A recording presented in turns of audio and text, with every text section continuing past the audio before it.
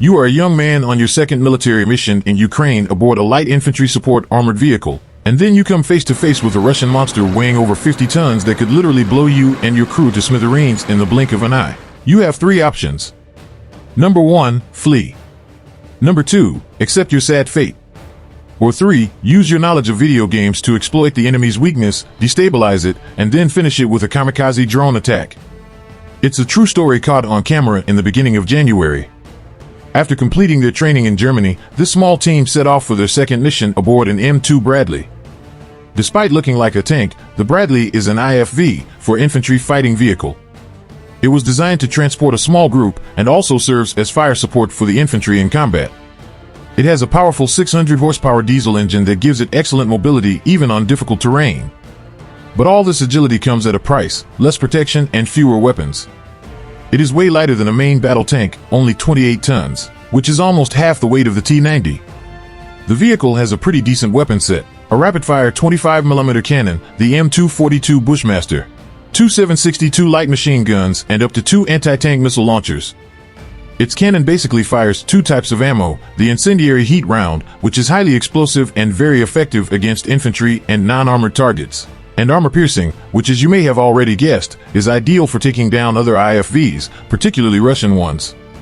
And as capable as the Bradley is, in theory, it would in no way be able to face a main battle tank like the T-90, and the reason is very simple. It is currently the most powerful and advanced tank in the Russian army. The T-90M, with the latest upgrades of 2017, received a powerful 125mm smoothbore cannon, 2A46M5 with 2-axis stabilizer, 22-round automatic loader, and fires reflex anti-tank missiles. It has an effective range of over 3 miles and can fire a variety of ammunition, including armor-piercing, explosive, and hollow-charge rounds. The Reflex is a laser-guided anti-tank missile that can hit targets at a distance of up to 5 miles. And it is capable of penetrating up to 900mm of homogeneous rolled armor. Its secondary armament includes a 7.62mm coaxial PKT machine gun and a 12.7mm remotely controlled cord heavy machine gun, which is already enough firepower to destroy a Bradley without the need for the cannon. But then, how did the Ukrainian soldiers manage to bring down this 50 tons Goliath? Well, MBTs are vehicles designed to face the enemy head-on, so the most resistant part of the armor is in the front. This means that the sides and rear are more vulnerable, not to mention the tracks that have no armor. But the critical point are the optical sensors.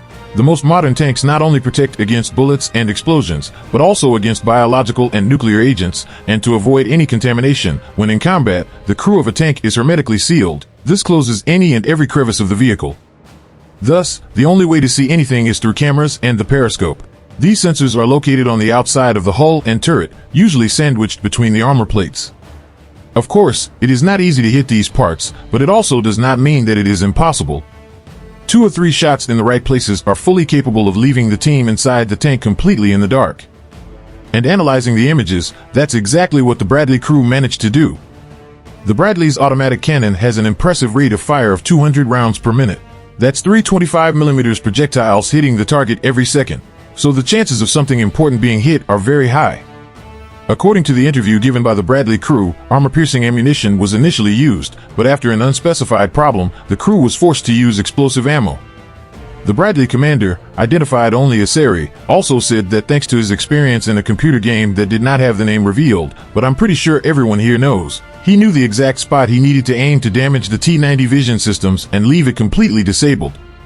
In the video, it is possible to see that the T-90 turret rotates out of control, which seems to indicate that the Bradley's rain of fire may have damaged the hydraulic system, and in the end we see the armored vehicle crashing with a tree, confirming that the optical systems were indeed destroyed.